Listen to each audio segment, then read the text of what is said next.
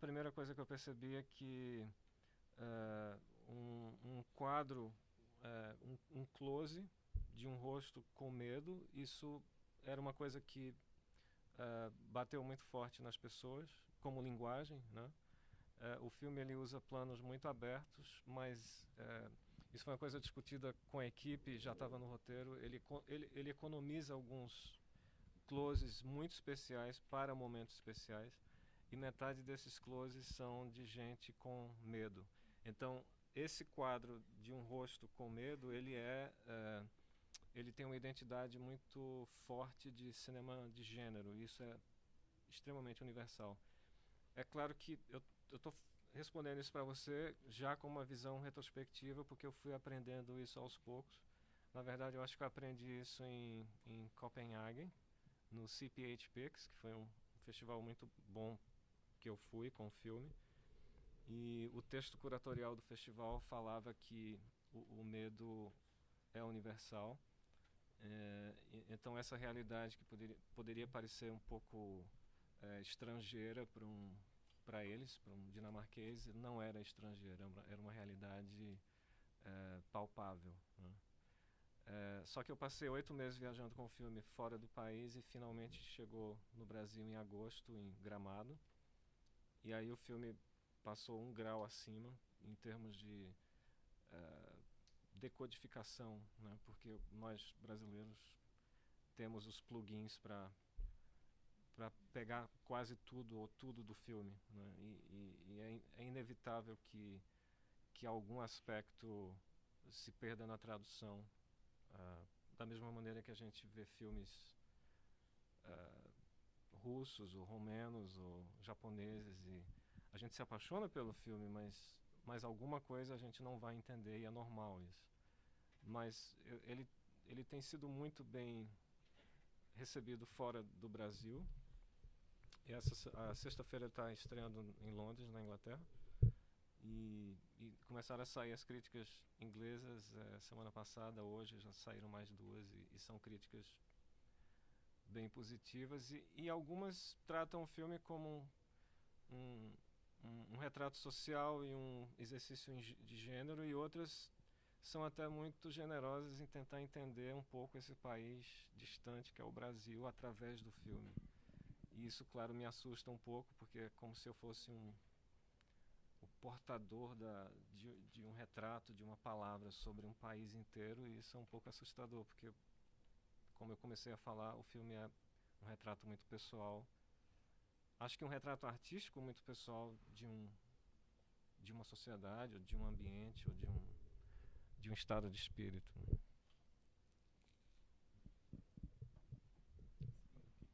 Vocês estão ouvindo aí atrás? É mesmo? Sim ou mais ou menos? Não dá para pôr volume no microfone?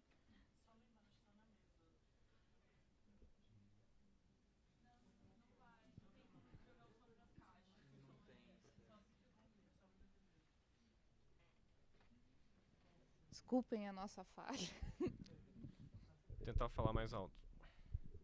Eu assisti o filme no cinema.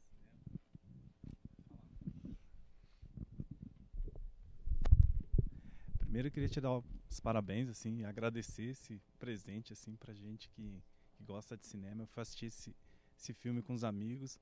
A gente saiu discutindo horas, assim, um filme que tem muita coisa, assim, eu não queria rotular, assim, mas só um aspecto que a gente discutiu bastante.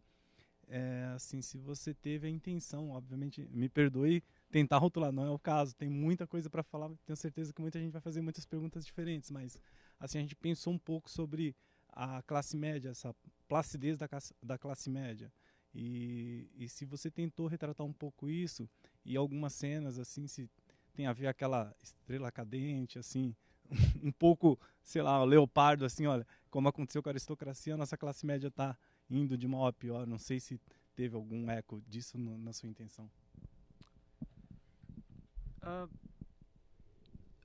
Muitas perguntas relacionadas ao filme, elas vêm de uma visão retrospectiva em relação ao filme. E eu, na verdade, comecei lá no início e eu acho que o filme ele nasce de situações e de ideias que vêm de dentro para fora, né? Elas me parecem boas ideias e eu parto para mantê-las no roteiro e finalmente filmá-las, porque elas continuam para mim sendo uma boa ideia, né? Então eu não acho que eu pensei que estaria fazendo um tratado ou uma reflexão sobre o vazio da classe média de forma alguma. Eu apenas retratei ou encenei encenei situações de vida que eu observo e que me parecem muito tensas, né, e irônicas. E eu não acho nem tanto que a ironia é minha, a ironia é da própria situação, porque a gente vive o tempo todo numa sociedade. As sociedades em geral são tensas e sarcásticas, mas talvez por eu ser brasileiro, a minha tendência é achar que nosso país é mais tenso e mais louco e mais estranho do que talvez uma outra sociedade, se eu pudesse escolher a dedo um outro país. E eu acho que o Brasil é um país. Eu acho que é porque eu sou brasileiro, mas eu acho que o Brasil é um país muito dramático, né, muito cheio de tensões peculiares, né, as tensões raciais, as tensões sociais. O Brasil está um pouco como um lobisomem numa lenta metamorfose, né? A questão, acho que há uma quantidade de dinheiro entrando grande no Brasil, certamente em Pernambuco há uma certa sensação de que tem mais dinheiro e tem mais desenvolvimento e de fato está acontecendo, mas isso também traz outras tensões então tudo isso para mim me pareceu muito interessante. Eu quis fazer esse filme, mas eu não pensei que estaria fazendo isso como você falou, né? A coisa da Estrela Cadente eu cresci vendo VHS nos anos 80 e também indo para o cinema, claro, nos anos 80 e esse cinema do John Landis e do Joe Dante e do próprio Spielberg, ele faz muito parte do meu imaginário e alguns desses filmes que se passam em subúrbios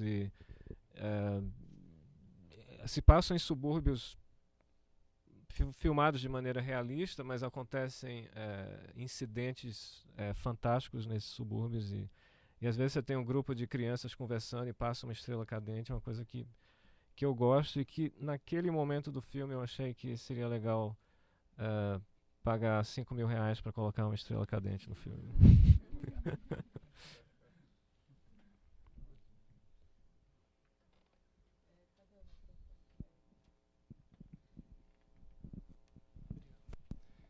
Então, eu queria, se você pudesse falar só um pouco dessa questão da escolha de separar o filme em partes, né? Parte 1, 2, 3, porque me pareceu, agora assistindo a segunda vez, que me veio, a primeira vez não tinha, uma escolha meio delicada, assim, porque ela traz uma certa opacidade que afasta você um pouco, né? Você está entrando e aí, de repente, é bom, de repente, para você ter uma postura mais crítica, né? Te lembrar, isso é um filme, você estava analisando, mas também como autor te coloca, não sei, pode colocar um certo afastamento em relação àquele objeto, não sei. Se você pudesse falar um pouco sobre essa escolha. A divisão por partes, ela não estava no roteiro, ela veio na montagem e até hoje, eu posso te dizer, para mim, essas divisões elas são um efeito especial, é um efeito de cena, na verdade. O filme não tem 3 atos, eu nem saberia fazer um filme em 3 atos, mas na montagem me pareceu que naqueles momentos específicos seria interessante dar uma quebra, né? E tem 4 intervenções gráficas no filme, talvez a Estrela Cadente seja a quinta, que o filme basicamente diz, esse aqui é um filme. Se você contar os zooms também, porque eu tenho recebido muito retorno sobre o uso de zoom no filme, e o zoom diz, aqui é um filme, né, um filme de cinema. A primeira intervenção gráfica é a cartela dos atores no início, e isso é uma pequena irritação minha, porque há uma discussão sem fim sobre os limites entre o documentário e a ficção, e filmes que começam ficção e terminam documentário. E isso tem sido muito discutido e eu queria colocar uma cartela logo no início que estabelecesse: isso aqui não é um documentário, isso aqui é um filme de ficção que tem atores que interpretam esses personagens. Então isso é a primeira ligeira piscada de olho dizendo: isso aqui é um filme. E as divisões, elas funcionam como quebras de respiração na montagem, e elas também lembram que você está vendo uma obra dividida em capítulos, e agora você vai ver um capítulo que se chama isso, e meio é quase como um trailer também para esse próximo capítulo que a gente vai estar vendo agora. Mas eles são desiguais, eles não fazem muito sentido como divisão, mas eles fazem sentido como respiração. Então veio na montagem isso.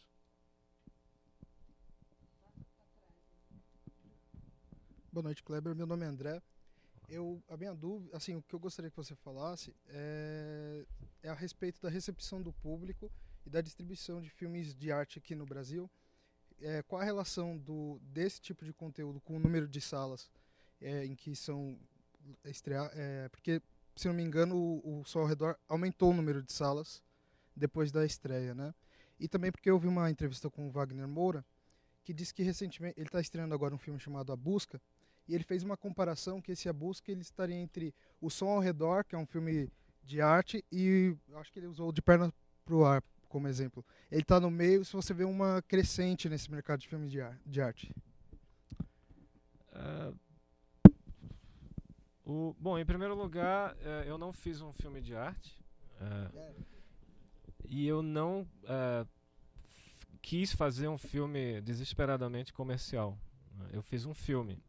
E aí é que começa a encrenca, porque o mercado ele define papéis para cada filme. E ninguém do mercado tinha visto esse filme durante os meses que ele estava circulando pelo exterior. E ele já era um filme de arte. Então, o filme de arte ele é definido talvez pela recepção que ele tem, pela origem dele, né, Pernambuco, e pelo o tamanho do orçamento que ele tem para ser lançado, né? O filme vira automaticamente um filme de arte. Como também eu não entendo como alguns filmes são instantaneamente um filme comercial quando eu olho o filme e eu não acho que ninguém vai querer ver aquilo. Em alguns casos eu estou certo, mas a maior parte eu estou errado. Então, e aí ele foi lançado com o tamanho do orçamento que a gente tinha, né? Muito bem lançado, um trabalho bem feito com a Vitrine Filmes. Mas ele foi lançado em 13 salas em 4 de janeiro, mas ele vinha já de uma repercussão muito boa e com o tipo de publicidade que dinheiro não compra. E a gente lançou em boas salas no Rio, São Paulo e Recife, e o filme foi muito bem. Então isso começou a chamar a atenção de outras salas em outras cidades, e aí ele foi crescendo, né? Eu acho que ele chegou à terceira semana com 25 ou 26 salas. Só que o que acontece é que nós escolhemos muito bem as salas para lançar o filme, e depois que ele foi bem, os números eram bons, outras salas que não tinham o perfil se interessaram e pediram o filme. Mas não vai dar certo, porque essa sala não tem o perfil. Mas a gente dava, aí não dava certo. Porque o filme não tem... ele não tem o dinheiro para comprar a mídia, que é o que faz as pessoas que não leem internet, jornal, o tipo de repercussão que o filme teve, entender o que é o filme. Então ele terminava entrando no multiplex, sei lá, em Fortaleza, cercado de Hobbit e A Vida de Pi, filmes que marcaram uma presença de mídia muito grande. Então ele entra quase como um órfão que sabe, que filme é esse? O Som ao Redor e tal. E aí não funciona. Mas no circuito onde seria amigável, seria ele seria bem recebido, ele foi muito bem recebido, ele continua em cartaz, né? Em Curitiba agora ele já vai para a 5ª sala em 7 semanas. Ele fica pulando de uma sala para outra, aqui em São Paulo também. Então, por um lado tem sido sensacional e por outro, se esse mercado só considera um sucesso a partir de R$1 milhão, ele é um grande fracasso, mas para filmes que têm feito 5, 6 mil, 20 mil espectadores, ele é um grande sucesso. Mas é chato, não sei, é um assunto meio aborrecido esse. Mas eu tentei responder da melhor maneira possível.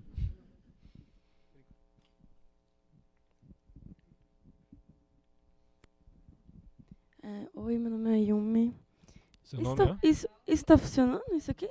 Ah, não, né? Ah, tá bom. Eu queria dizer que eu achei incrível a forma como você construiu seus personagens, porque eles não cumprem a função social deles. Os seguranças, eles não cumprem a função social de proteger, e na verdade é uma grande ironia, porque eles trazem mais violência, né? E fica meio nessa coisa da indústria do medo, na indústria da violência, porque não tem nada acontecendo lá naquela vizinhança. E aí os personagens começam a ter alucinações e sonhos violentos. Eu achei incrível, porque a cidade vai crescendo. E eu não sou daqui de São Paulo, eu sinto um pouco isso, porque por mais que a rua esteja pacífica, tranquila, esteja tudo muito bem, eu me sinto muito oprimida, sabe? Pela quantidade de prédio, pela segurança, pela polícia.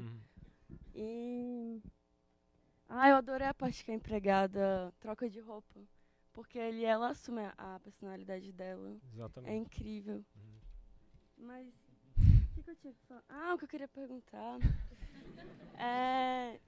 como foi? O seu filme é independente, né? Eu queria saber como foi que você conseguiu. Como foi conseguir o financiamento e chegar até a realização dele? No Brasil tem vários mecanismos de você conseguir dinheiro em editais federais, estaduais. Nós submetemos para o Ministério da Cultura edital de baixo orçamento. Eles premiaram o filme e o governo de Pernambuco deu um dinheiro e a Petrobras deu um pouquinho mais, e o Festival de Roterdã tem um fundo chamado Hilbert Baus que deu um dinheiro para desenvolver o roteiro e depois para pós-produção. Então os caminhos normais que um realizador no Brasil usa para fazer filme. Você falou filme independente? Sim, eu acho que é independente, mas talvez exista uma definição de cinema independente, aquele que você faz com a câmera que você já tem em casa e o computador que você tem no escritório, sem nenhum dinheiro. Não sei, para mim o Som ao Redor é um filme independente, eu fiz exatamente o que eu quis. Não tive que responder a ninguém, não fui questionado por ninguém, porque essa cena, isso vai pegar mal. Não, o filme é exatamente... não faça piada com a Veja, nada. Ninguém falou... ninguém falou nada nesse sentido. O filme é exatamente o que eu quis, da duração que o filme pediu, não o que eu quis que o filme tivesse. Se ele fosse um bom filme com 88 minutos, ele seria... E eu tenho quase certeza que se ele tivesse 2 horas e 58, ele também teria. Então esse é o filme que saiu e é o filme... Então eu acho que é um filme independente.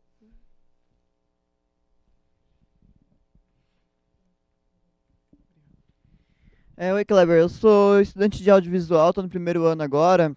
E uma coisa que eu me interessei muito, no caso, acho que no roteiro do filme, foi que, assim, querendo ou não, a gente aprende um roteiro bem formatado, um roteiro bem com tese, antitese, síntese, personagens com objetivos claros, com motivações claras, e isso você acaba excluindo muito no filme, assim, o personagem, pelo menos vários, assim, eu não vi eles com nenhum objetivo, e ainda assim é extremamente interessante, porque o filme te cativa.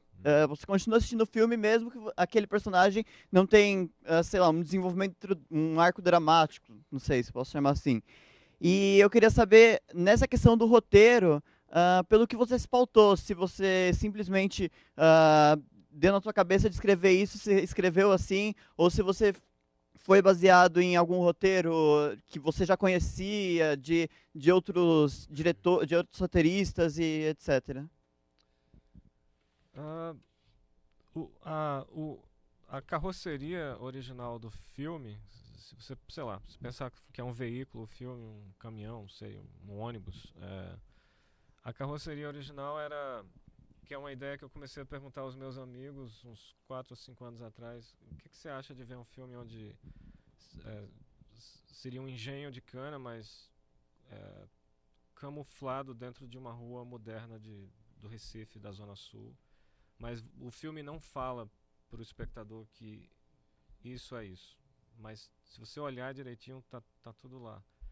E essa foi a carroceria inicial do filme, e a partir daí eu fui agregando várias cenas que me pareciam fazer sentido, e elas foram sendo criadas, e na verdade eu acho muito simples. O filme começa e aí tem as fotos, aí apresenta o bairro com várias imagens de vida no bairro, e aí apresenta a primeira personagem que tem problema de insônia por causa do cachorro. Depois de manhã tem esses outros dois aqui que estão acordando nus, e chega a empregada, e o filme vai apresentando cada personagem, e me parecia fazer sentido, e quem lia o roteiro entendia o roteiro e parecia prender a atenção de quem estava lendo. Então eu não sei, eu acho que, bom, a outra coisa que isso pode soar muito presunçoso ou pseudo alguma coisa, mas eu queria que o filme tivesse a lógica da vida, né? Porque nada contra, o cinema clássico ele não tem a lógica da vida, ele tem a lógica do cinema e funciona lindamente. Tem grandes filmes há 100 anos que fazem isso, mas eu queria que quando a gente tivesse com Bia, a gente está travado junto com Bia, acompanhando ela no que ela está fazendo. Você pode ver o que ela está fazendo, não sei, mas dá um pouco de tempo que você vai entender o que ela está fazendo. Ela abre a porta para o entregador de água, o que ela vai fazer? Ela fecha a porta para ficar... Não, se você esperar um pouquinho, você vai entender que na verdade ela está querendo comprar maconha. Então são desenvolvimentos muito graduais que podem talvez gerar uma impaciência em algumas pessoas, mas tipo a briga com a irmã, por exemplo, com a vizinha lá, por que elas brigaram? Não sei. Uma vez eu vi uma briga de 2 mulheres na padaria, mas não tinha um post-it me informando embaixo. Elas estão brigando porque é uma longa história de... Eu soube 3 dias depois, porque ainda estavam falando dessa briga na padaria, que elas eram irmãs, mas foi muito estranho ver. Inclusive eu fui uma das pessoas que separou as duas. E acontece na sua frente, mas no cinema não. No cinema você já... Algumas pessoas não aceitam aquela cena, né, porque elas precisam da informação. Mas para mim me parecia muito claro, então eu não sei explicar exatamente. Eu escrevi assim e o filme ficou assim.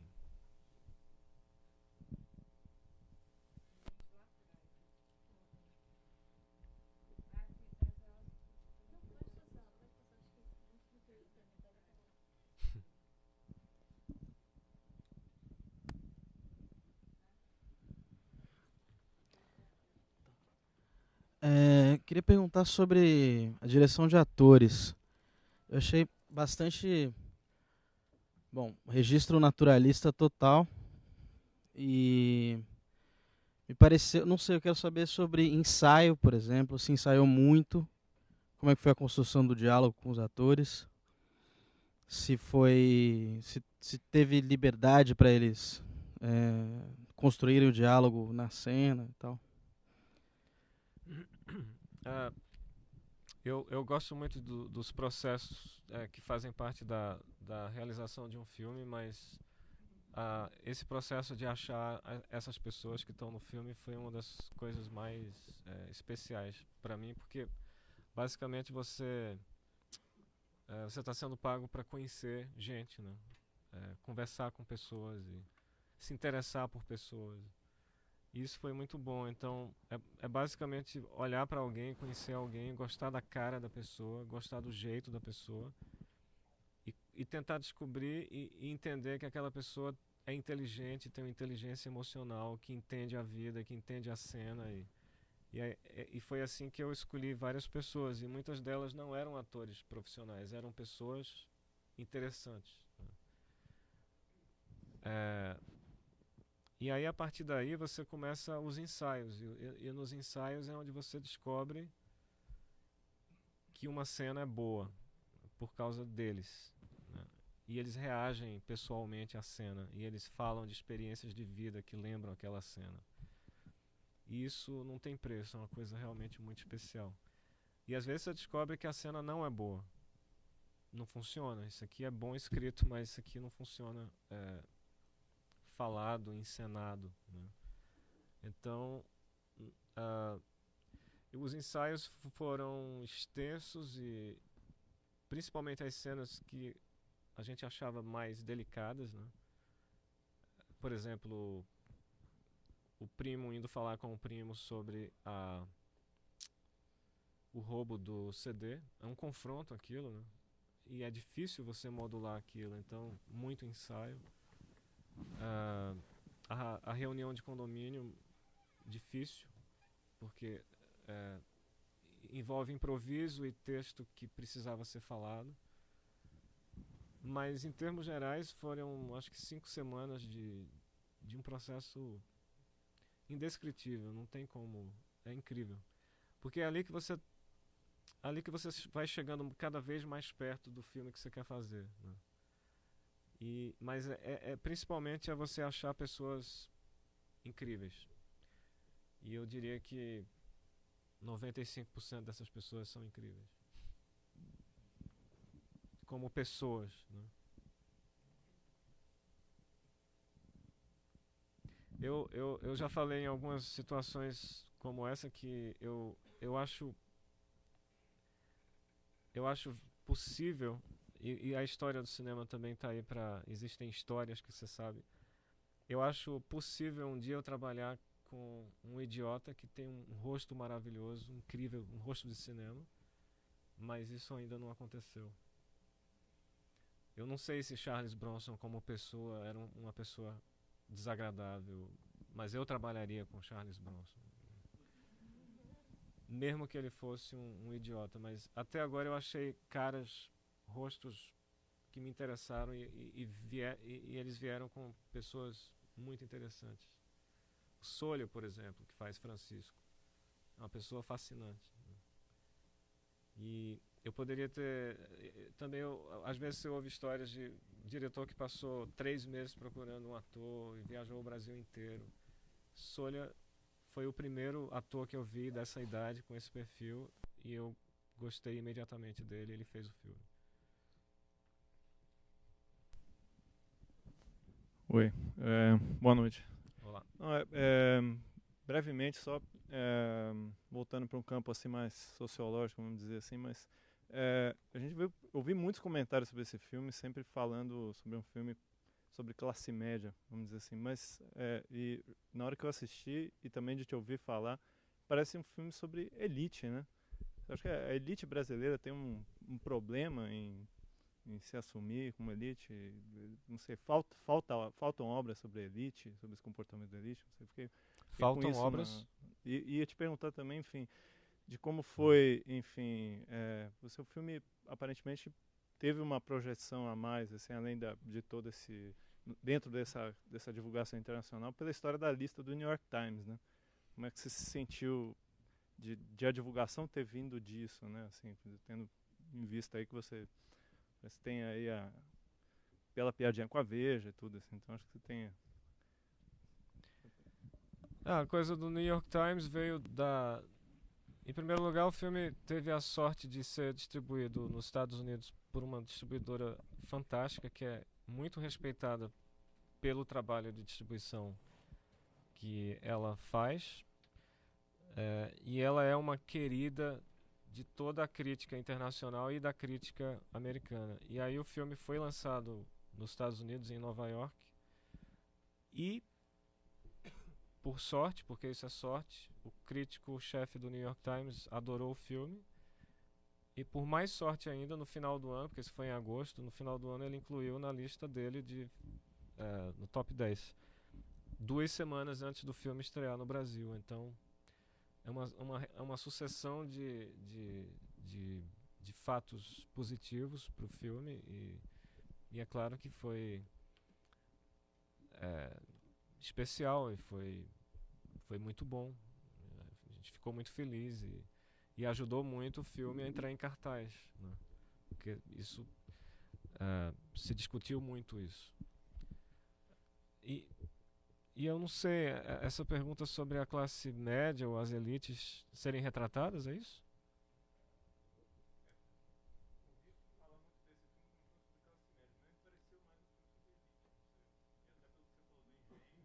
Uhum.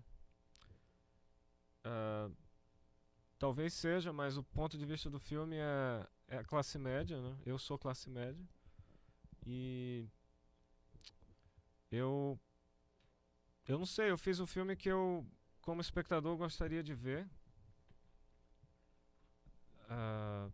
onde situações que eu vivo ou que pessoas que eu conheço vivem estivessem retratadas de uma maneira honesta e aberta e humana e justa.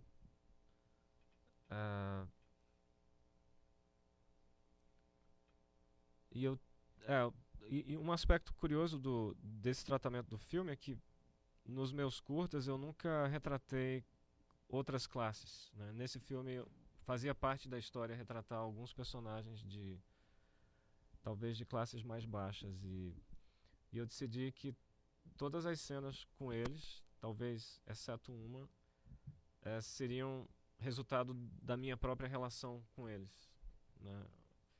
Empregados e flanelinhas e seguranças da rua. Boa parte daquelas cenas elas vinham da minha própria relação com aquela classe, né? Porque o meu maior medo é fazer um filme impreciso e distraidamente preconceituoso, porque eu acho que isso é possível. Eu poderia ter ido para a casa de Clodoaldo numa comunidade pobre, por exemplo, mas eu evitei isso. Eu não queria me colocar na posição de filmar a casa de Clodoaldo numa comunidade pobre. Então a relação que a gente tem no filme com Clodoaldo é sempre na rua e o ponto de vista é da classe média. Mas eu não saberia mais o que dizer sobre essa sua indagação. Acho que isso que você falou agora é super interessante, que o filme é muito sobre relação, né? Assim, a minha leitura do filme, e eu acho que isso tem a ver com a pergunta do Daniel, da coisa fora do Brasil, porque eu acho que também não é necessariamente que as pessoas vão entender aquilo como aquele outro, eles até querem falar do Brasil, mas eu acho que o apelo está em que o filme fala de relações, e são relações que são íntimas e ao mesmo tempo que têm alteridade, né? Então é a alteridade na intimidade, não é a alteridade estereotipada vista a partir de fora. São as relações de alteridade como elas acontecem no cotidiano. E isso faz com que o que vale muito para o Recife também ela sinta aqui em São Paulo e alguém em Londres pode sentir. Quer dizer, esse medo, né, essas grades, né, a coisa da segurança, o fechamento, o horizonte que se fecha, né, com os prédios que sobem e tal, são processos que estão acontecendo em muitos lugares, né? Se ele não tivesse muito enraizado no Recife, você não visse o mar do Recife, o personagem não fosse nadar ali no lugar onde tem tubarão à noite, né? Não daria certo. Ele é muito enraizado lá, mas por isso mesmo eu acho que ele consegue transcender o local nessa coisa da relação. Você me lembrou, ao longo da carreira do filme teve 2 reações estrangeiras a um momento muito pequeno no filme. Um foi porque antes de sair a crítica em agosto do A.O. Scott no New York Times, teve um texto do Larry Rota, que é um expert em Brasil, sobre o Brasil, especialista especialista sobre o Brasil, que escreve para o New York Times e morou no Brasil já. E uma pessoa, num debate num cinema em Londres, perguntou sobre o beijo no pescoço de João. João chega na cozinha e dá um beijo no pescoço de Mariá, que é a empregada, que é uma senhora, na verdade, e agarra ela de uma maneira um pouco estranha, que todos nós brasileiros sabemos que é muito difícil descrever isso para um estrangeiro. Por que esse rapaz chega por trás de uma senhora de 60 anos e dá um beijo e dá uma agarrada e ela sai, menino? Isso eu acho fantástico, você ver a confusão feita por um... O Larry Roth, não é que o Larry Roth achou isso estranho, ele entendeu isso, porque ele morou no Brasil, mas ele citou isso no texto dele. Mas o inglês não, ele estava realmente querendo entender o que é que ele perdeu ali, né? E eu tive muita dificuldade de explicar isso. É só uma lembrança que você falou. Essa coisa brasileira o Sid Clay, que é o filho da Mariá, tá dormindo esparramado no sofá quando o João chega e aí João é legal, mas ao mesmo tempo ele está incomodado. Passa, mas aí ele acorda, aí bota o sapato, e João faz uma brincadeira sem graça de tremer ele, e aí João, tá, tudo certo, vai lá pra dentro, e o menino imediatamente vai pro lugar onde ele deveria estar, que é a área de serviço, né? Esse é o tipo de detalhe que para um estrangeiro, talvez ele perceba, mas eu acho que a gente entende, a gente tem os plugins para entender isso.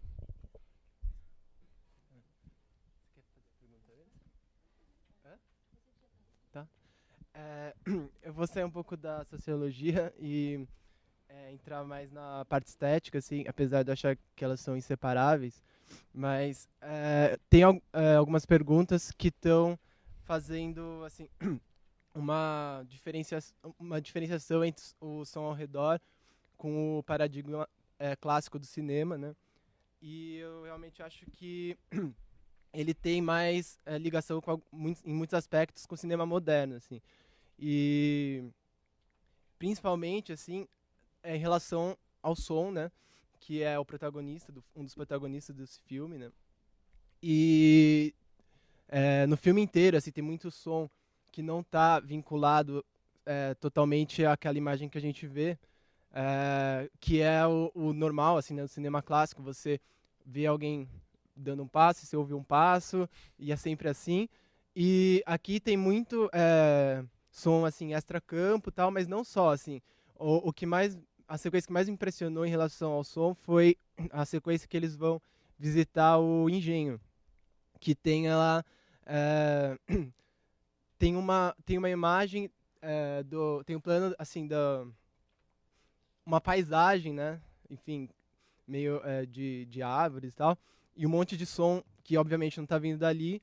É como se fosse, assim, no meu entendimento, é como se fosse alguns acontecimentos que estivessem enterrados ali, você ouve o som deles.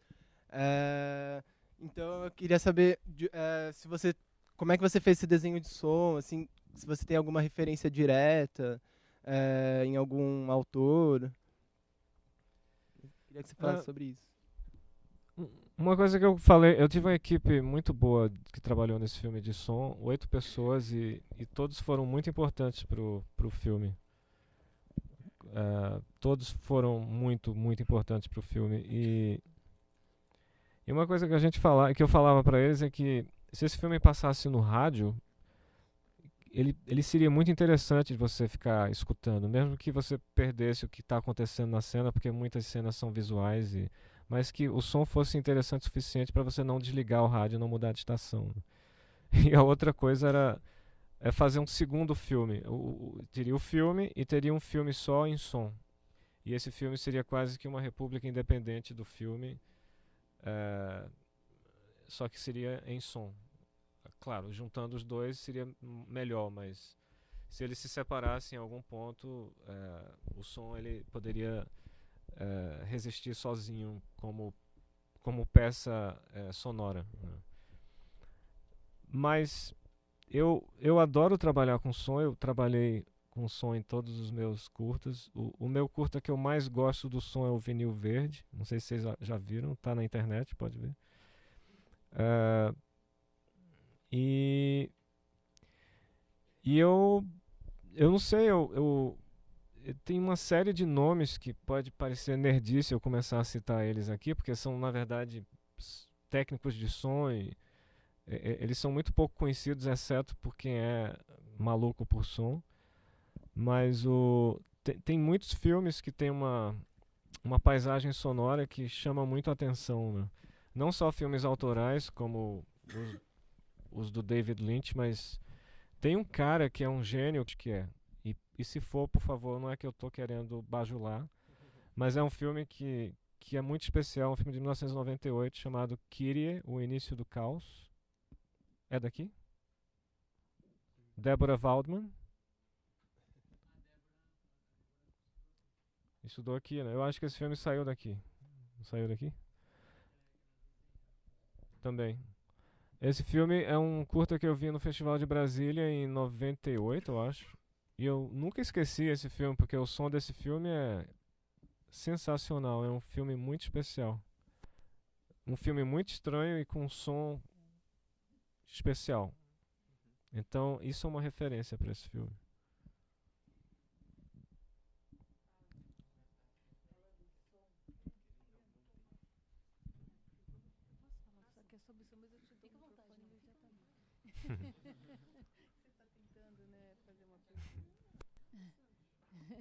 Não, é que é só para emendar nessa coisa do som,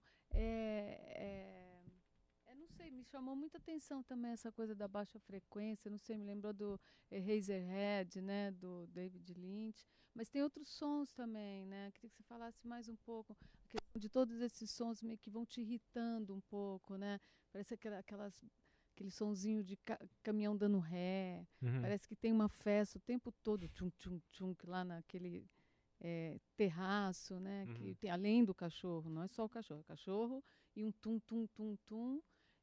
E outros sons que você vai assim agregando que vai dando uma, né? De alguma maneira vai te irritando, né? Vai te dando uma oprimida, não sei, vai te dando é opressivo.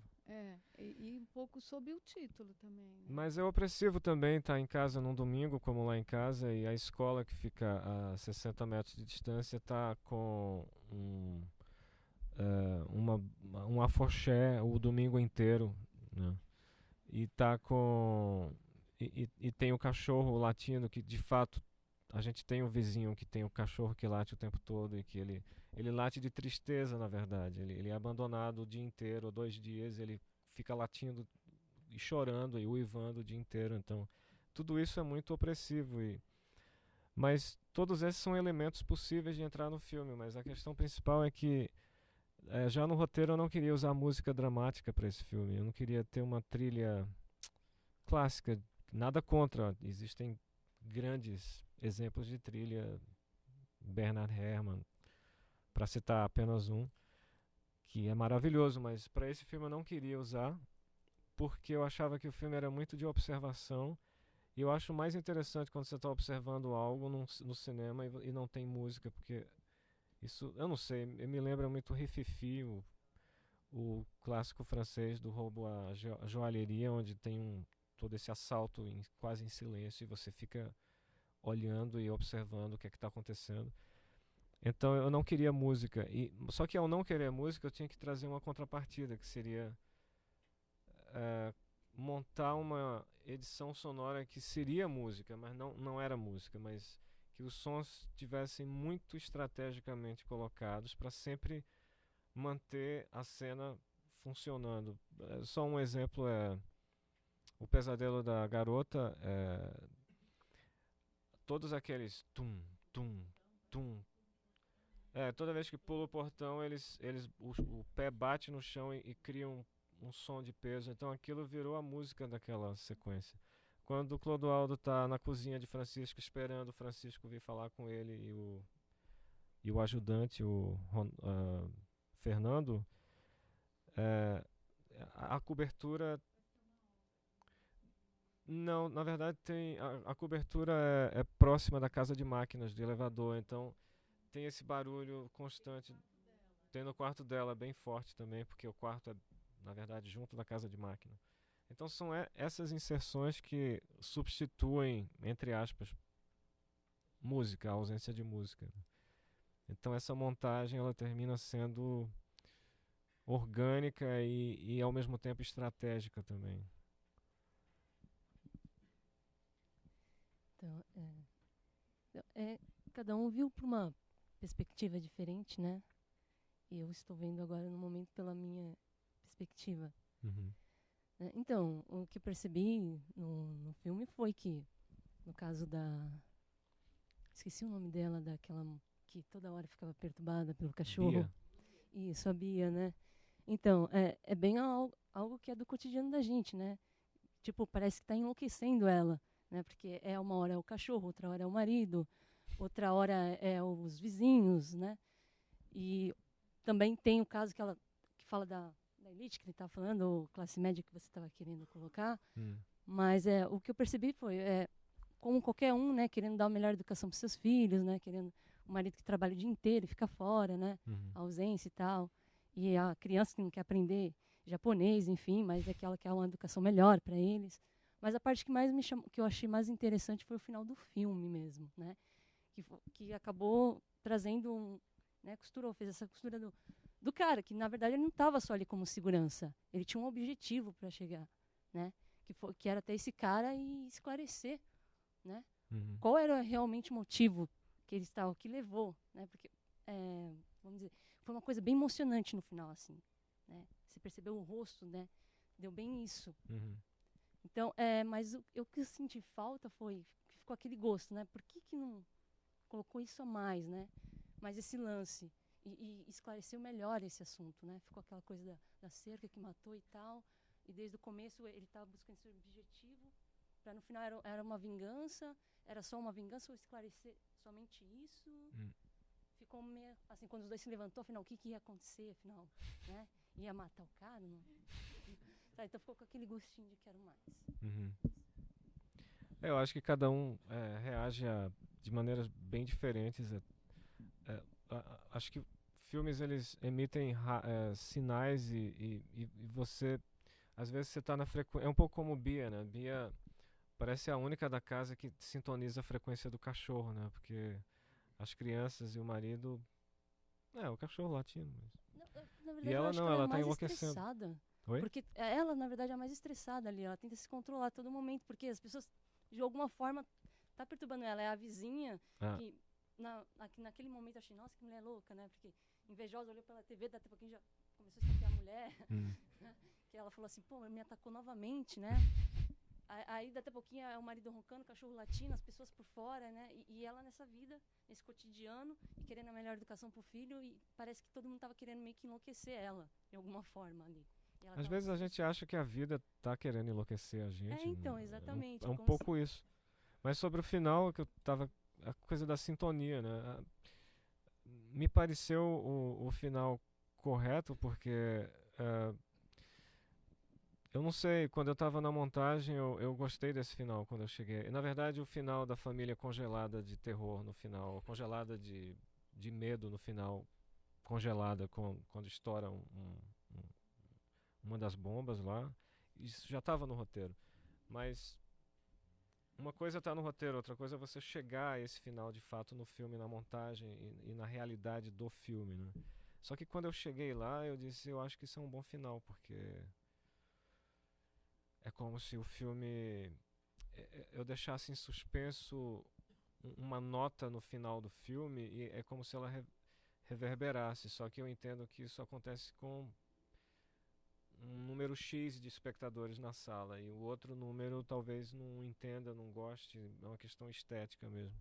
Eu pessoalmente gosto e para minha sorte muita gente gosta desse final, mas tem muita gente que se sente roubado no final, ou se sente insatisfeito, incompleto, mas infelizmente ou felizmente faz parte do processo, eu acho. O que me surpreendeu mesmo no final foi isso, que eu achei essa parte mais interessante. Se for falar de todo o filme, a parte mais interessante foi essa. Né? Foi ver o rosto deles naquele momento, conversando, e aquela pequena parte que deu uma esclarecida, o objetivo deles no final. O que era, né? Mas ficou aquela coisa, e aí, né? Será que não seria mais interessante? Ficou aquela coisa, se essa história prolongasse, essa parte dramática, sei lá, ficou essa vontade. A minha suspeita é que não funcionaria, mas sou eu. Eu quem fez esse final, então.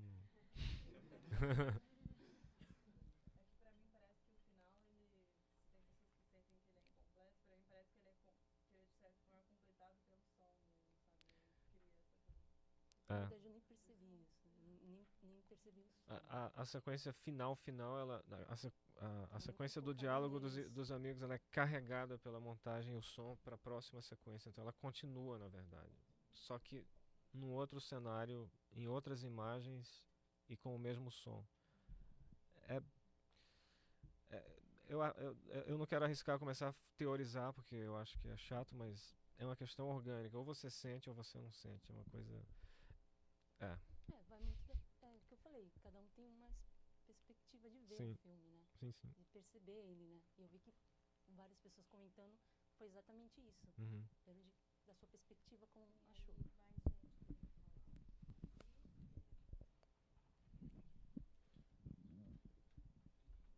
Opa.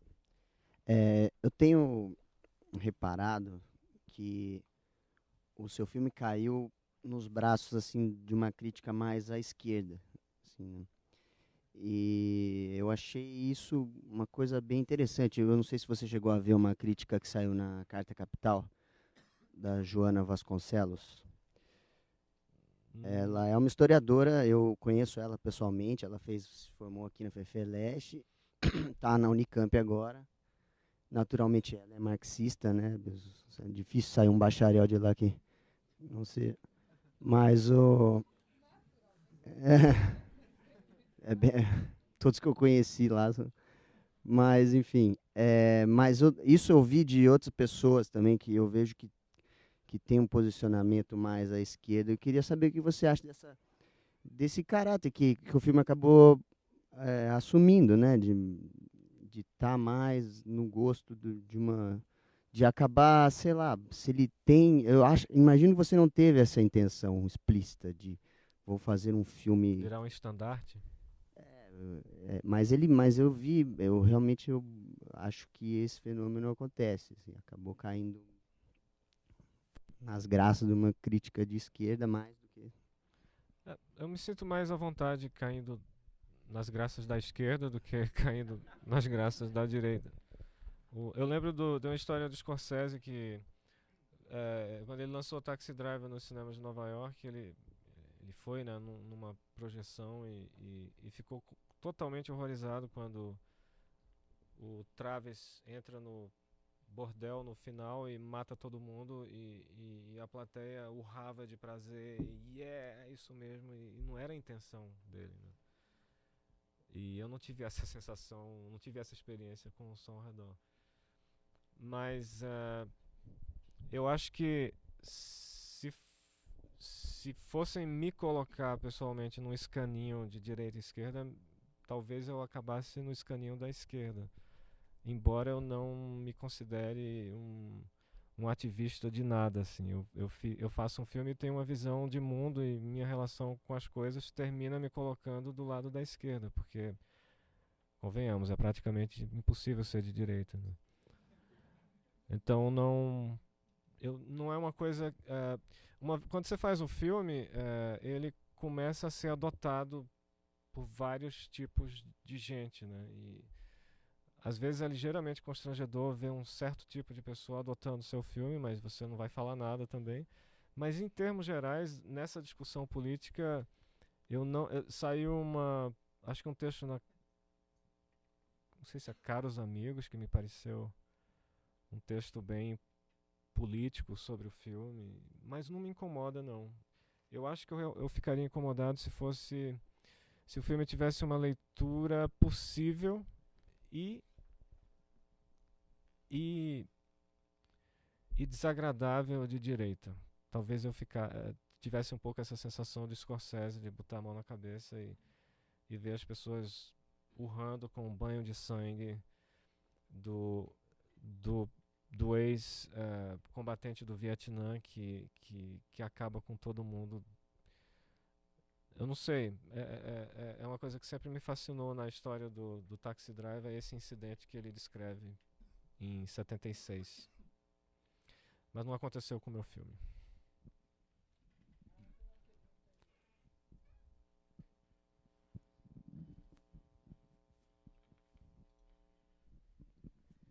Eu assisti esse filme, né? Essa é a segunda vez.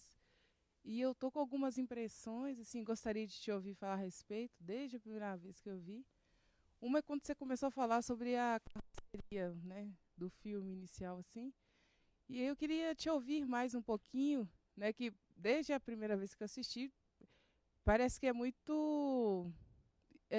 existe uma relação muito grande, parece uma intenção, assim, de releitura do livro Casagrande Senzala, né, do Gilberto Freire. E pensando bem, o livro nem é tão antigo assim, né? Tem uns 70 anos por aí. E aí, quando a mocinha falou que nenhum dos personagens estão cumprindo a função social deles, eu achei muito curioso, porque de alguma maneira estão, né, cumprindo a função social. Em alguma medida foge dessa função e outras está ali plenamente cumprindo. Se considerar que é uma atualização, né, de algumas funções da Casa Grande, né?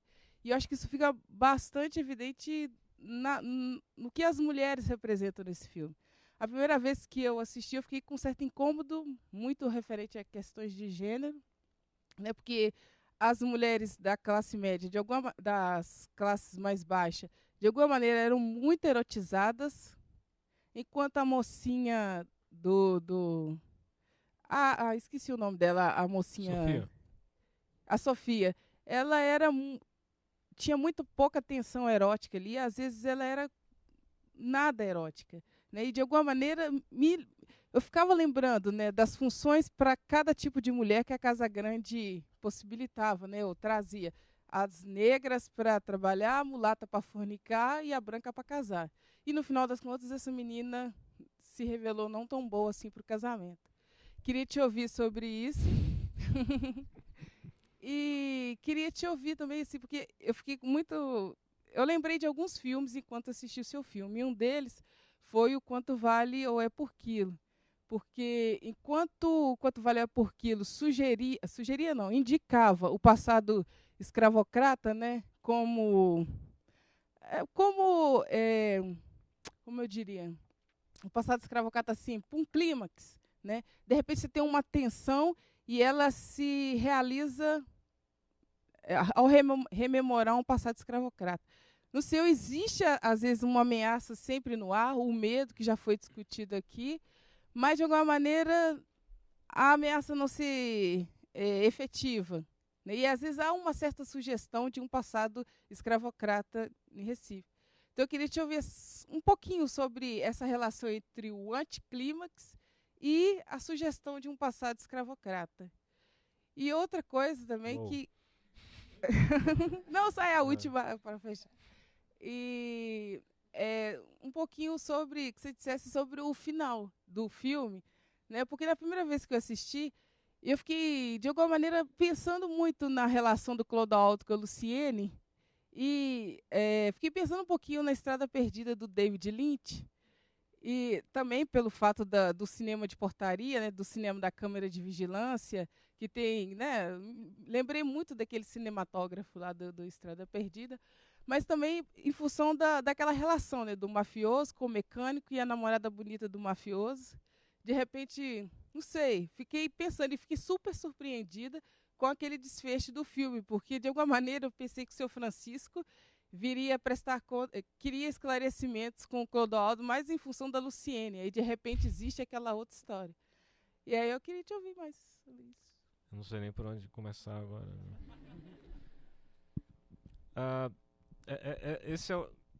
Essa é a primeira preocupação relacionada às mulheres no filme. Eu nunca tinha pensado nisso. Eu acho que Sofia tem vida sexual, a primeira cena dela, ela tá mantendo relações sexuais com o João e me parece uma boa transa. Depois, Bia tem sexualidade, né? Ela é casada, ela se masturba. E Luciene, ela é uma mulher sensual, como eu acho que Sofia e Bia são sensuais também.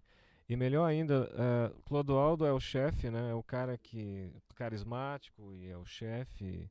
Só que quando eles vão para casa, é ela que toma as rédeas de tudo que acontece naquela casa. E ele vai atrás dela como um cachorrinho, né? Ela é uma mulher forte, eu acho. E você percebe que ela é forte quando ela deixa de ser um androide, sobe pro quarto dela e vira uma mulher, né? Piriguete e o pessoal a minha equipe e a figurinista me garantiram que aquela roupa é realista, porque não me parecia ser a roupa correta para ela naquele momento, mas eles me mostraram e provaram que aquela roupa era adequada e era o que ela usaria. E eu fiquei bem surpreso com isso. Eu não sabia que aquela seria uma roupa, mas ela estava indo se encontrar com um caso dela, com o namorado dela, com o amante dela. Então, eu nunca enxerguei nenhum problema nesse sentido da representação das mulheres, porque...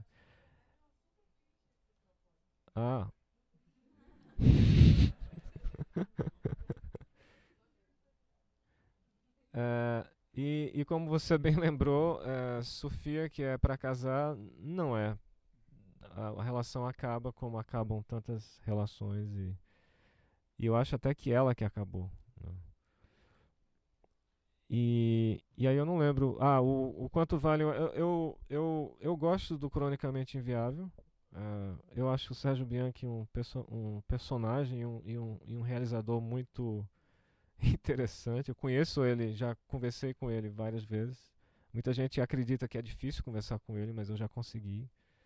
Mas eu não gosto do Quanto Vale o É por Quilo, porque eu acho que tudo é apresentado com uma mão de 500 quilos, assim.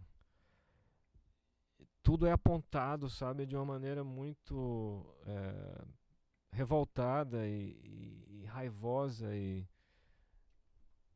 e aí eu não gosto. O filme, na verdade, eu defendi muito Cronicamente Inviável e várias pessoas que eu respeito atacaram o filme.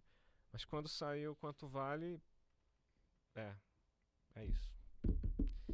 Eu não consegui dar razão nenhuma ao filme, embora tudo que o filme fala seja fato e verdade. Não há o que questionar do ponto de vista histórico, mas é uma raiva que para mim não funciona, me deixa fora da história e parece que eu estou numa reunião de DCE da faculdade, assim. Mas é uma questão pessoal minha. E a outra eu não sei, eu esqueci o que você falou. Não, eu adoro Estrada Perdida, mas eu não... Na verdade eu fiz eu acho que esse final, não que eu queira explicar nada, mas eu acho que é um pouco sobre o peso da história, né? A importância da história e na verdade tem um cartoon de um americano que eu adoro, Larson. Não sei se vocês conhecem aqui, é um cara genial que fez cartoons para jornais nos anos 70 e 80 nos Estados Unidos. E tem um cartoon dele que eu nunca esqueci e que eu espero que eu não diminua o final do meu filme, mas eu acho genial. O cartoon é muito engraçado e de alguma forma eu lembrei muito desse cartoon quando eu escrevi o final. Que não foi planejado o final. O final veio durante a escrita do roteiro. O cartoon é o seguinte, é um homem velho chegando em casa à noite, abrindo a porta de casa, e do lado da casa tem um beco escuro, e na penumbra tem um elefante com um sobretudo e um chapéu na penumbra, assim, e ele, sem olhar para o cara que está chegando em casa, esse homem velho, ele diz assim: lembra de mim? Quênia, 1947. Eu acho que eu não conseguia parar de lembrar desse cartoon quando eu escrevi o final do filme.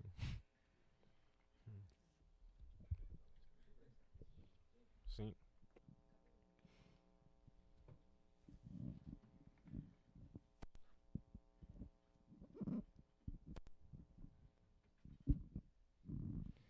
Sobre essa questão do tempo,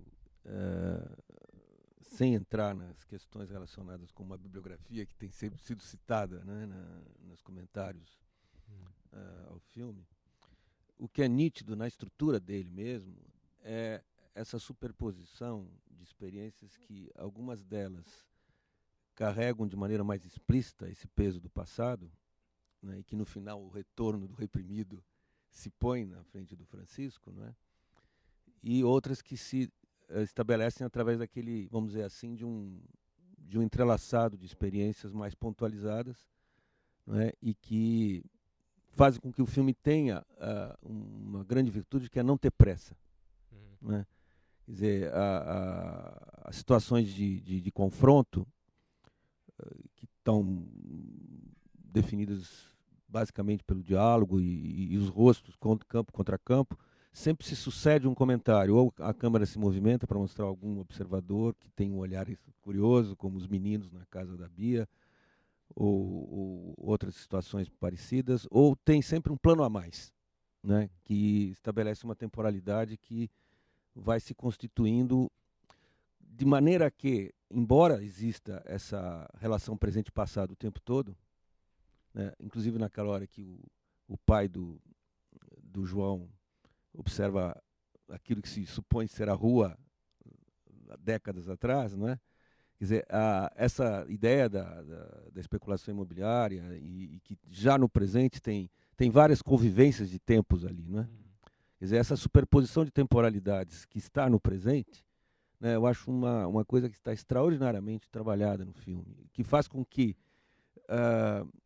um senso de historicidade seja muito bem quisto pela esquerda. Quer dizer, a crítica de esquerda pega por aqui, né, por esse aspecto do peso do passado e da sobrevivência de determinadas relações, né, digamos, classicamente trabalhadas na zona rural, nessa cidade moderna, urbana, contemporânea. Né?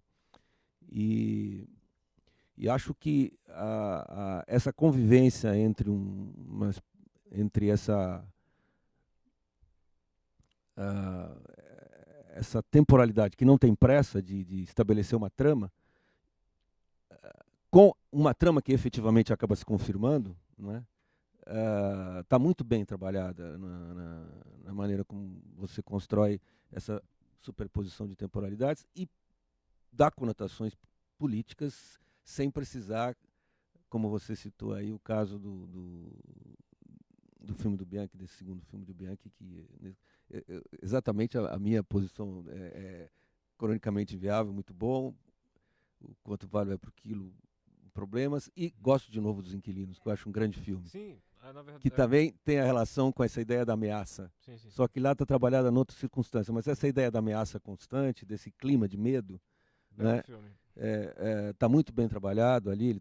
Ele e a Bia Bracha conseguiram resolver bem essa questão de um comentário de caráter, digamos, social, sem pesar a mão, sem ser filme de tese, né? E eu quis fazer esse comentário aqui em função dessa presença, até da questão do engenho, porque você começa com um prólogo que até antecede o primeiro capítulo, né, que trabalha essa questão dessas imagens do campo. E depois, na terceira parte, que eles vão fazer a visita, né? E que vão estabelecer uma relação direta com a questão. E outro aspecto que superpõe temporalidades é os acenos para filme de gênero, né? Que são licenças que são muito fortes, o negócio da cachoeira, que de repente já fica a cor vermelha, é completamente fora de uma expectativa de um realismo, e eu acho que isso tudo se encaixa na medida em que essa temporalidade do filme, eu acho que é um ponto de extremo controle.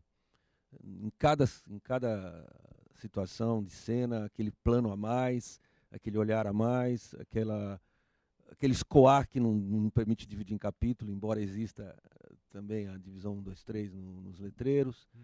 Né? E tem também, eu acho que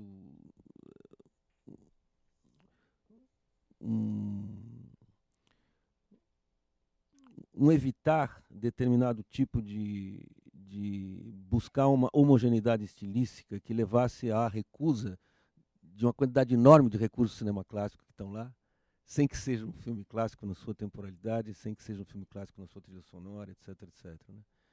E eu queria que você comentasse um pouco mais essa relação passado-presente, como acho que é um dado fundamental do filme, da maneira como está trabalhado e sem ter aquela estrutura de trama no sentido mais clássico, mas não há descartando. Né? Durante a escrita do roteiro, eu comecei a perceber que um sentido de arqueologia estava entrando no filme. Arqueologia não só de algo que você cava e acha enterrado na terra, mas uma arqueologia sentimental, né? Uma arqueologia, por exemplo, o Anco, na verdade é o tio do João, ele fala de uma mulher que ele conheceu em 1981, arqueologia. Sofia volta para essa rua depois de ter morado lá quando era criança, quando perdeu a mãe. Ela volta para a rua para... Talvez ela sinta uma atração de voltar para essa rua, e João é interessante, arqueologia. A ida ao engenho da família é uma viagem de arqueologia, na verdade. Eu li algumas críticas, inclusive bem positivas ao filme, mas que tinham ressalvas à visita, por exemplo, ao cinema, né, que achavam que era uma viagem cinéfila gratuita, mas não é, na verdade. As comunidades engenhos de cana eram comunidades completas, né? Tinham correios, centro médico, cinema, escola e a própria usina de processamento. Então o cinema faz parte daquela comunidade. E cinemas, para mim, além de serem estruturas fascinantes, eu tenho um particular interesse por cinemas antigos, por ruínas. Eu passo horas conversando com o João Luiz Vieira sobre isso. A gente é alma gêmea nesse sentido de salas de cinema, né? Então, para mim, fazia total sentido eles entrarem naquela ruína e ainda ouvirem os fantasmas de filmes passados, né? Isso é arqueologia. E toda a sequência do engenho, na verdade, ela é repetida quando Sofia acompanha João na sequência do engenho e João acompanha Sofia na visita à casa dela, que é a arqueologia pessoal dela, ao ponto de achar traços físicos da presença dela na casa, das estrelinhas coladas no teto, e que já foram pintadas por cima, ninguém nem teve o trabalho de raspar. Então, todos esses elementos que eu considero arqueologia e que existem dentro dos personagens, como quando o tio cruza a rua e tem uma visão, e a rua 40 anos antes, ou 40, nas minhas contas, 40 anos antes, início dos anos 70. Aquilo está dentro dele. E aí você tem os seguranças, onde ele, para se conhecer naquela noite, primeira noite, é quase como se fosse uma conversa em volta da fogueira, né, de crianças, conta a tua história. E aí um perdeu Aí também vem a arqueologia sentimental deles. Um perdeu a irmã tragicamente, né? O outro perdeu o olho. E o único que não fala nada sobre ele mesmo, inclusive tem um plano onde é um plano aberto, o filme é scope, os dois estão embaixo da tenda, E o Clodoaldo, que não quer falar e não vai falar, ele está fora da tenda. Né? Então, ali ele não vai falar nada, mas ele tem toda uma arqueologia sentimental que ele está guardando, claro, para o grande final. Mas isso, aí o passado vem à tona e tem um impacto no presente, que é uma coisa que eu acho que no Brasil, principalmente esse Brasil novo rico, a gente está vivendo um momento de novo riquismo no Brasil, né? Que é achar que é bola para frente, é o futuro e o presente é que importa, mas as pessoas esquecem que o passado explica tudo isso que a gente está vivendo hoje aqui, né? Isso é a coisa mais óbvia do mundo, mas no Brasil, o Brasil é um país onde museu tem uma conotação pejorativa, né? As pessoas falam, não, isso é coisa para museu. Sim, mas museu é um lugar legal. Não, sim, mas é só a maneira de falar.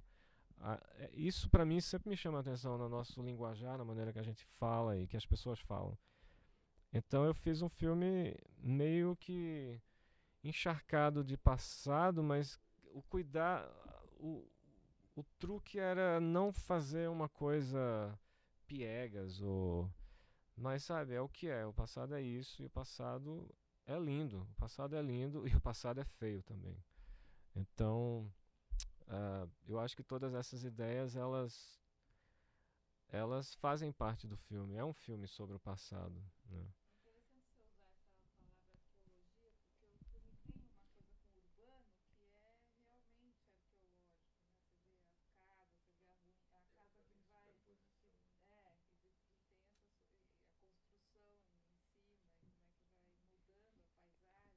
Brutalmente, inclusive, né?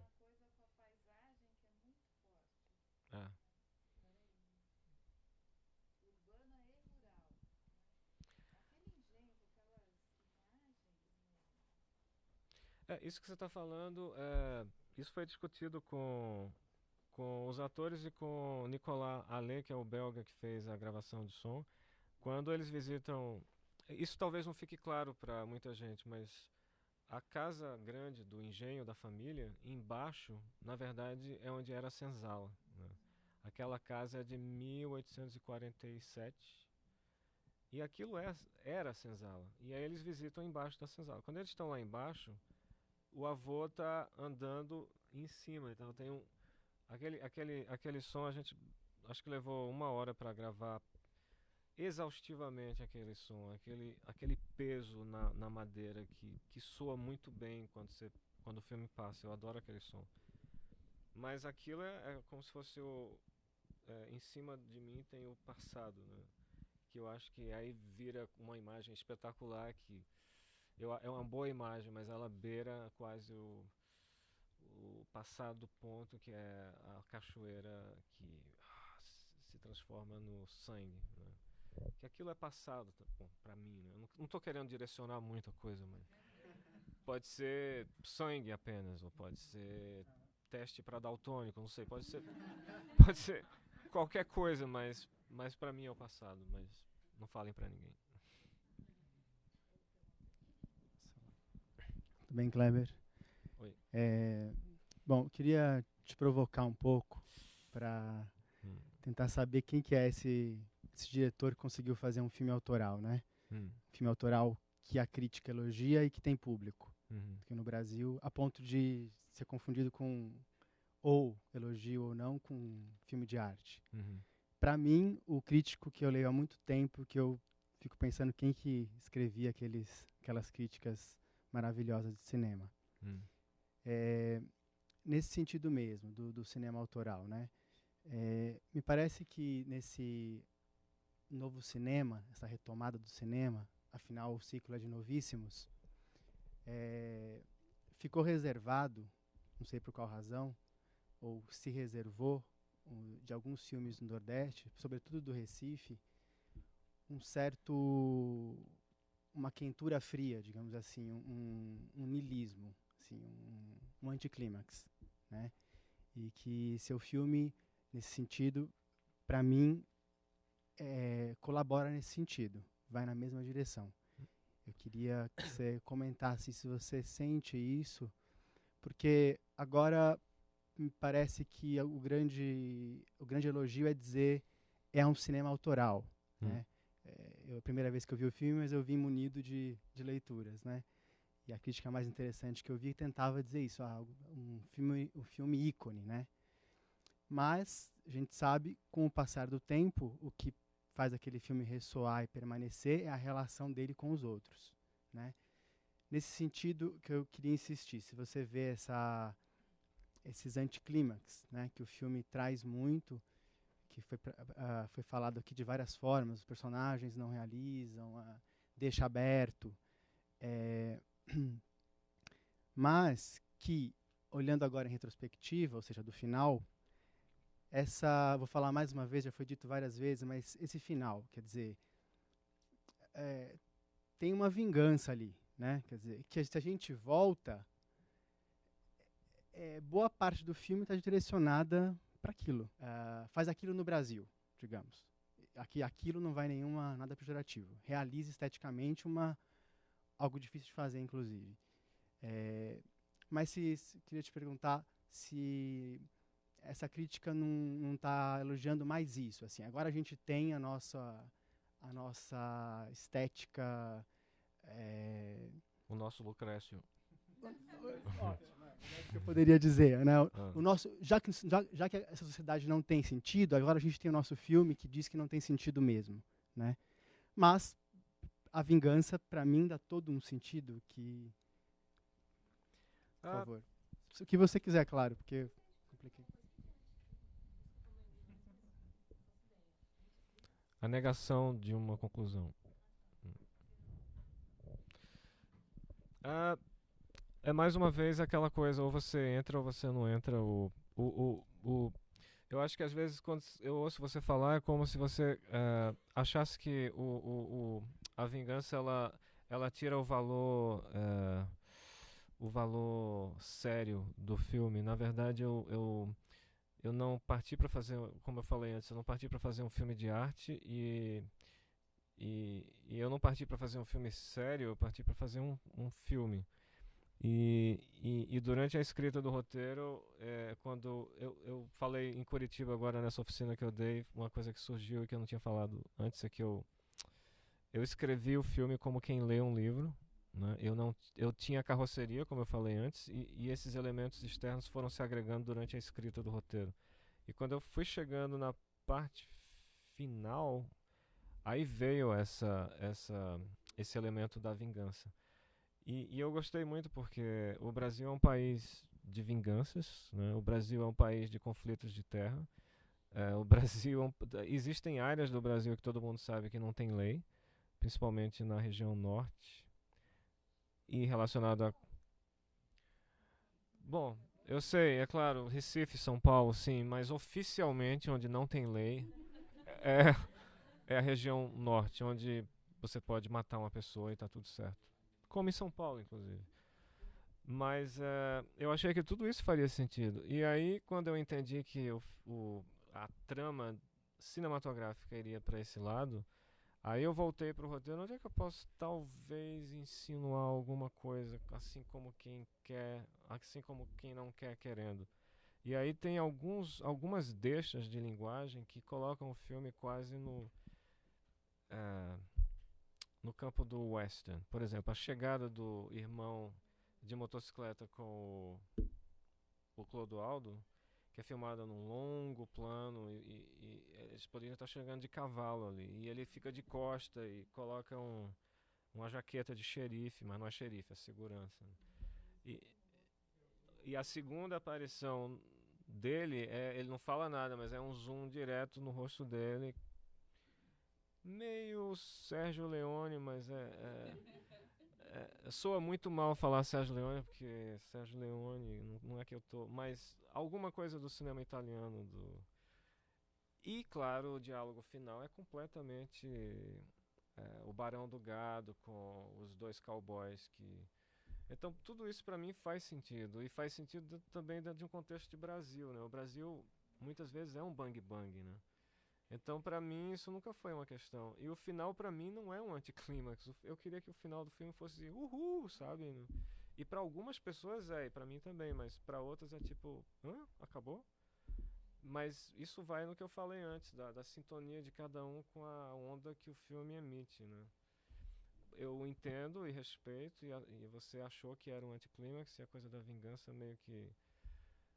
Mas o Brasil, eu acho que faz sentido do ponto de vista de Brasil e faz sentido como filme. E esse pra mim é um filme.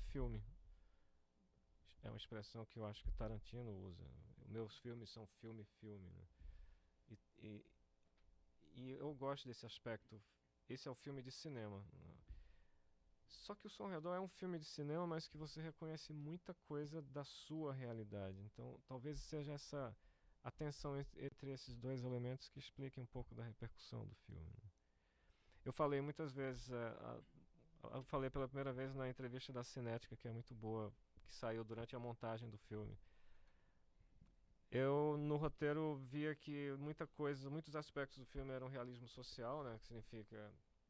Realismo social, aquele filme onde na pia tem de fato um monte de prato sujo e onde o personagem está sem maquiagem e está suado aqui, em linhas bem grotescas. Realismo social seria isso, e o filme tem muitas cenas assim. Mas aí eu não me interessaria de filmar isso com a câmera trôpega na mão para ser bem real, sabe? Porque aí você está carregando em cima do que já está pesado, né? Então eu iria ao contrário, eu iria filmar de maneira bem clássica, em cinemascope, com planos na melhor das hipóteses, bem construídos. E aí criaria uma tensão, e eu acho que essa tensão terminou realmente funcionando no filme. O filme vai assim e tem outra coisa indo assim, né? Não sei se eu respondi a pergunta. Sério? É meia-noite. Quer fazer a última? Se você considerar a última. Claro. Então tem uma relação com a questão agora. Você falou da tensão, né, dos confrontos inicialmente e dessa coisa da sociedade do medo. E algumas cenas, para mim, eu acho que são bastante...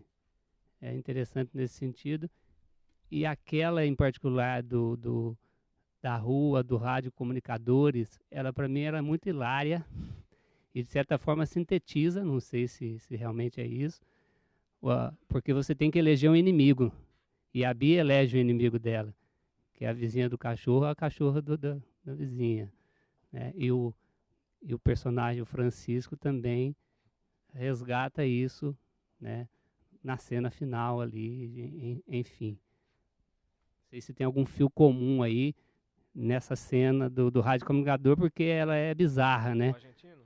Do Hermano. Um ali na esquina, o outro aqui, e ele naquele clima de guerra, como se fosse o... O que me interessa naquela cena, que é uma coisa que eu vejo na minha vizinhança, que nada acontece naquela cena. Não acontece nada.